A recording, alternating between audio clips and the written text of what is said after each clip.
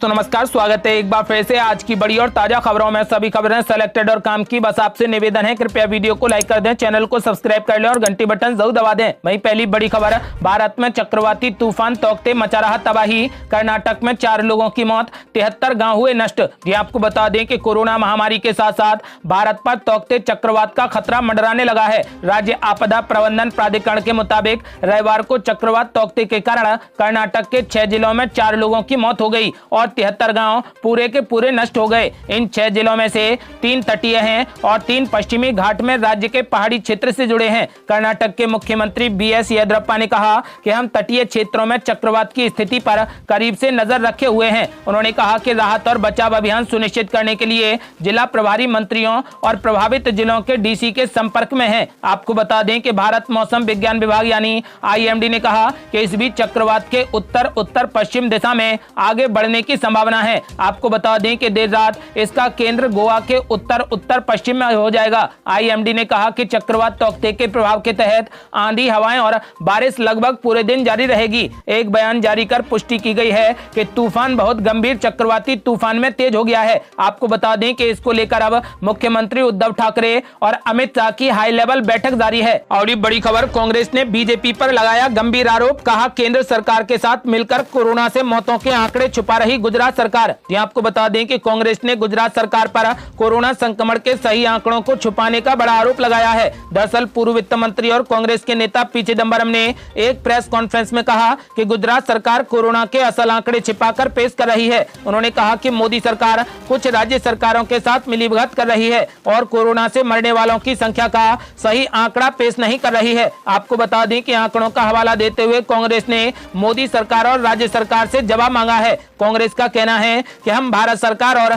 गुजरात सरकार से इस पर जवाब देने की मांग करते हैं। दोनों सरकारें देश के लोगों को इस बारे में जानकारी दें। आपको बता दें कि कांग्रेस ने कहा है कि मोदी सरकार जनता को गुमराह कर रही है। यदि आपका भी मानना है कि बीजेपी आंकड़े छिपा रही है तो इस बारे में जानकारी वीडियो लाइक कर कमेंट बॉक्स में जरूर दें। और बड़ी खबर, बीजेपी ने भी कांग्रेस पर बोला तगड़ा हमला, देवेंद्र फडणवीस ने सोनिया गांधी को चिट्ठी भेजकर याद दिलाई जिम्मेदारियां। आपको बता दें कि महाराष्ट्र के बीजेपी नेता देवेंद्र फडणवीस ने कोरोना महामारी को लेकर कांग्रेस पर जमकर हमला बोला। कांग्रेस अध्यक्ष सोनिया गांधी को लिखे पत्र में उन्होंने कहा कि जिन राज्यों में कांग्रेस सरकार है उन्हें वहां पर सलाह देनी चाहिए कि कोरोना से कैसे निपटा जाए। देवेंद्र फडणवीस का ये पत्र सोनिया गांधी की ओर से कुछ दिन पहले प्रधानमंत्री को लिखे पत्र के बाद आया है। उस पत्र में सोनिया गांधी ने मोदी सरकार पर महामारी से निपटने में लचर रुख अपनाने का आरोप लगाया था। देवेंद्र फडणवीस ने कहा कि मोदी सरकार की आलोचना करने के बजाय सोनिया गांधी को कांग्रेस शासित राज्यों को सलाह देनी चाहिए। उन्होंने कहा कि महाराष्ट्र में देश के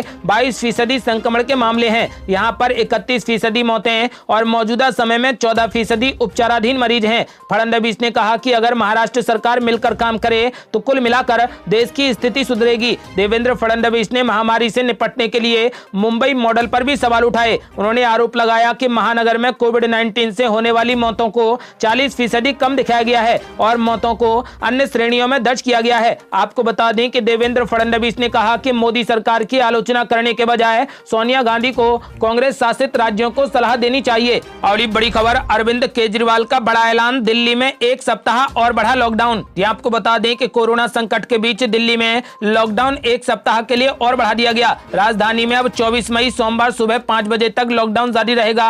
इस दौरान नियमों में कोई छूट नहीं दी गई है। ये ऐलान मुख्यमंत्री केजरीवाल ने किया है। केजरीवाल ने कहा कि राजधानी में कोरोना संक्रमण का कहर पहले से कम हुआ है। पिछले 24 घंटे में कोरोना के लगभग 6500 मामले आए हैं। पॉजिटिविटी रेट 1% और कम होकर 10% के करीब आ गया है। दिल्ली में 19 अप्रैल को लॉकडाउन लागू किया गया था और इसकी अवधि चौथी बार बढ़ा दी गई। राजधानी में 24 मई की सुबह तक लॉकडाउन लागू रहेगा। इससे पहले लॉकडाउन सोमवार सुबह 5 बजे तक खत्म होने वाला था। दिल्ली में कोरोना वायरस संक्रमण संबंधी हालात में सुधार हो रहा है और पिछले कुछ दिन में संक्रमण के मामलों और संक्रमण दर में भी कमी आई है। मुख्यमंत्री ने कहा कि लॉकडाउन की अवधि बढ़ाई जा रही है क्योंकि यदि इस समय ढील दे दी गई तो कोरोना को काबू करने में अब तक मिली सफलता पर पूरा पानी फिर जाएगा। ये कहते हुए केजरीवाल ने दिल्ली में 24 मई तक के लिए लॉकडाउन लगा दिया। और बड़ी खबर, कांग्रेस को लगा बड़ा झटका, कांग्रेस सांसद राजीव सातव का निधन। कोरोना संक्रमित होने के बाद अस्पताल में थे भर्ती। जी आपको बता दें कि कांग्रेस के राज्यसभा सांसद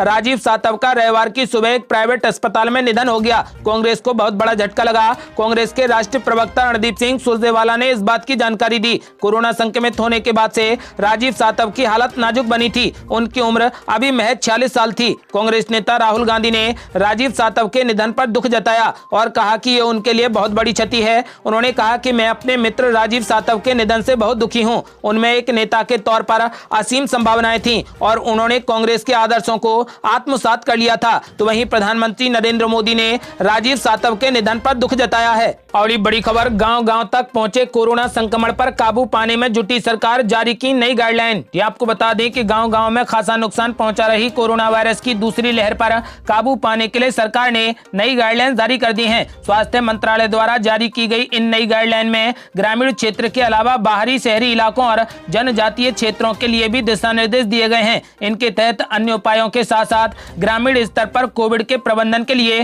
स्वास्थ्य के बुनियादी ढांचे की निगरानी और कोरोना जांच के भी दिशा निर्देश दिए गए हैं। साथ ही घर घर और कम्युनिटी बेस्ड आइसोलेशन की भी बात कही गई है। स्वास्थ्य मंत्रालय के दिशा निर्देशों में कहा गया है कि आशा कार्यकर्ताओं द्वारा हर गांव में ग्राम स्वास्थ्य स्वच्छता और पोषण समिति की मदद से समय समय पर इन्फ्लुएंजा जैसे बुखार, वायरल इन्फेक्शन, गंभीर श्वसन संक्रमण आदि के लिए निगरानी की जानी चाहिए। इसके अलावा सामुदायिक स्वास्थ्य अधिकारी यानी CHO से टेली कंसल्टेशन के जरिए इन मामलों की तीव्रता जांचने के लिए कहा गया है। साथ ही जिन लोगों में ऑक्सीजन लेवल कम पाया जाता है या फिर जिन लोगों को अन्य बीमारियां हैं, उन्हें जिला अस्पतालों या फिर अन्य बड़े अस्पतालों में भेजने के लिए कहा गया है। साथ ही CHO को रैपिड एंटीजन टेस्ट करने के लिए प्रशिक्षित करने को भी कहा गया है। आपको बता दें कि अब फिलहाल हर गांव में जाकर चेकिंग होगी। साथ ही इन्फ्लुएंजा वायरस और बुखार, वायरल इन्फेक्शन जैसे गंभीर श्वसन संक्रमण पर भी निगरानी रखी जाएगी। और बड़ी खबर, कोरोना के खिलाफ लड़ाई में JP नड्डा ने की सरकार की तारीफ। कहा लोगों को PM मोदी की लीडरशिप पर भरोसा। यहाँ आपको बता दें कि BJP के राष्ट्रीय अध्यक्ष JP नड्डा ने रविवार को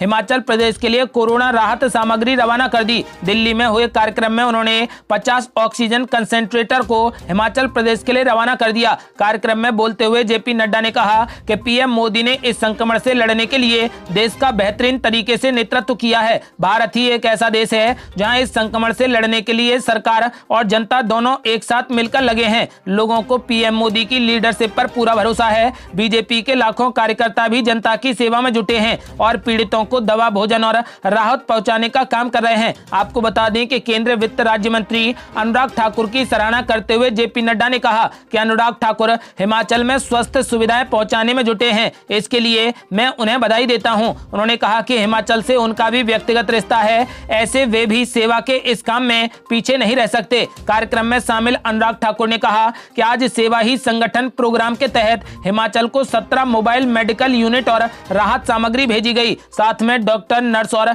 लैब तकनीशियन भी भेजे गए हैं। उन्होंने बताया कि अब तक हिमाचल प्रदेश को 5 लाख मास्क और 40,000 से ज्यादा ग्लव्स और हजारों की तादाद में नेजल कैनुला भी वहां पर भेजे जा चुके हैं। जल्द ही 3 ऑक्सीजन प्लांट भी वहां पर लगवा दिए जाएंगे। आपको बता दें कि फिलहाल JP नड्डा ने मोदी सरकार की तारीफ की है और कहा कि लोगों को PM मोदी की लीडरशिप पर पूरा भरोसा है। यदि आपको भी PM मोदी की लीडरशिप पर भरोसा है तो अपनी राय हमें वीडियो लाइक कर कमेंट बॉक्स में जरूर दें। और बड़ी खबर, कोरोना वायरस से गांव को बचाने में जुटी योगी सरकार, जिलों में उतारे नोडल ऑफिसर। ये आपको बता दें कि कोरोना के कहर को थामने के लिए मुख्यमंत्री योगी आदित्यनाथ ने पूरी सरकारी मशीनरी को झोंक दिया है। उनकी सबसे बड़ी चिंता ग्रामीण इलाकों को इस महामारी से बचाना है, क्योंकि अगर एक बार कोरोना ने गांव को अपनी चपेट में लिया तो फिर मामला आउट ऑफ कंट्रोल हो जाएगा। मुख्यमंत्री खुद राज्य के दौरे पर हैं। वे अलग अलग जिलों में जाकर वहां अस्पतालों का निरीक्षण कर रहे हैं, कोविड सेंटर जाकर इंतजाम देख रहे हैं, गांव में जाकर होम आइसोलेशन में रह रहे मरीजों से मुलाकात कर रहे हैं। आपको बता दें कि आज उन्होंने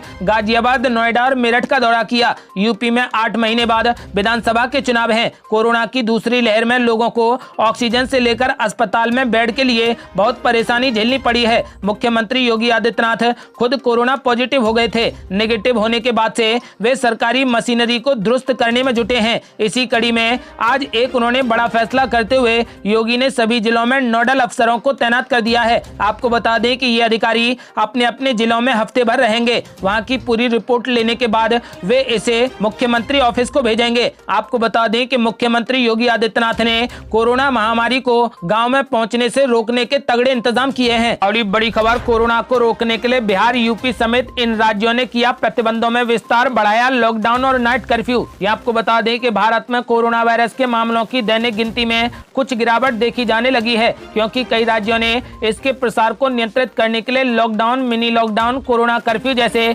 प्रतिबंध बढ़ा दिए हैं। हालांकि ताजा संक्रमण अब भी 3 लाख के ऊपर है और आज पिछले 24 घंटे में लगभग 3,15,000 नए मामले सामने आए हैं और वायरस से मरने वालों की संख्या भी लगभग 4,000 के आसपास बनी है। कोरोना मामलों में आई इसी मामूली कमी के पीछे प्रतिबंधों, लॉकडाउन, मिनी लॉकडाउन को ही इसका कारण बताया गया है। कहा गया है कि कुछ राज्य कुछ हद तक वायरस की चेन को तोड़ने में सक्षम हुए हैं। आपको बता दें कि कई राज्यों ने लॉकडाउन और मिनी लॉकडाउन को फिर से बढ़ा दिया है। महाराष्ट्र सरकार ने 13 मई को घोषणा की कि राज्य में लॉकडाउन जैसी पाबंदियां अब 1 जून तक लागू रहेंगी। वहीं मुख्यमंत्री नीतीश कुमार ने गुरुवार को घोषणा की कि राज्य ने रविवार को 25 मई तक प्रतिबंधों में 10 दिनों का विस्तार कर दिया है। वहीं राज्य सरकार ने यानी उत्तर प्रदेश सरकार ने कोरोना कर्फ्यू यानी लॉकडाउन को 24 मई तक के लिए बढ़ा दिया है। वहीं जम्मू कश्मीर की बात की जाए तो जम्मू कश्मीर में प्रशासन ने 15 मई को चल रहे कोरोना कर्फ्यू को बढ़ा दिया है, जो कि 17 मई को सुबह 7 बजे खत्म होने वाला था। 1 सप्ताह के लिए बढ़ाने के फैसले के बाद कर्फ्यू अब 24 मई तक रहेगा। वहीं दिल्ली की बात करें तो दिल्ली में भी आज 1 सप्ताह के लिए लॉकडाउन बढ़ा दिया गया। वहीं झारखंड की बात की जाए तो झारखंड में 27 मई सुबह 6 बजे तक लॉकडाउन रहेगा। वहीं केरल के मुख्यमंत्री पिनराई विजयन ने भी 23 मई तक के लिए लॉकडाउन को बढ़ा दिया है। ये थी अब तक की बेहद बड़ी खबरें। यदि आप भी चाहते हैं कि जल्द से जल्द कोरोना महामारी देश से खत्म हो जाए तो इस वीडियो को लाइक कर अपनी राय हमें कमेंट बॉक्स में जरूर दें। यदि आपने अभी तक हमारे चैनल को सब्सक्राइब नहीं किया है तो कृपया चैनल को सब्सक्राइब कर घंटी बटन जरूर दबा दें। जल्दी मिलते हैं बड़ी अपडेट के साथ, तब तक के लिए जय हिंद, जय भारत।